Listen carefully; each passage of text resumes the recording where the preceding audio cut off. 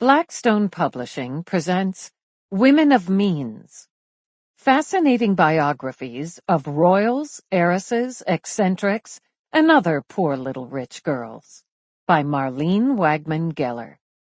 This book is read by Susan Ericksen. To my women of spiritual means, in memory of my mother, Gilda Wagman, and my daughter, Jordana Shiloh Geller. I hate almost all rich people, but I think I'd be darling at it. Dorothy Parker, 1893 to 1967. Forward. Okay, let's get this part out of the way first. If I had been born into enormous fortune, I would have been generous, as well as cautious about marriage and other personal entanglements. My purchases would not have been ostentatious, and I would not have been arrogant. And, of course, that is exactly how you would act. In short, we would not behave as did the 28 subjects of Wagman's collection.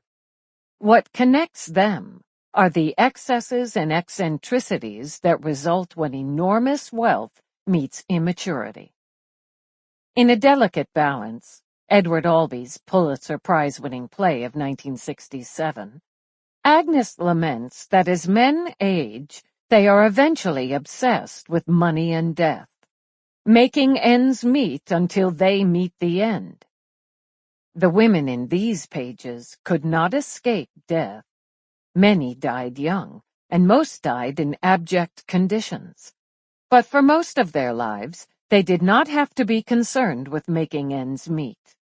But if people of wealth are to be content, they have to have ends to be served by their means, and they must be as deliberate as those who are slowed and matured by financial concerns. The actions of the women you are going to meet here were flagrant and eventually desperate, but never deliberate. Will Rogers said about people playing the ukulele, "Not even a trained musician can tell if they're playing on it or just monkeying with it." Most of the women of means monkeyed with life, filling it, as Wagman says, with champagne and bile. It's a bitter mix, and these women were, for the most part, a bitter lot. After all, they were victims. Having much often makes one want more, so they... Sample complete. Ready to continue?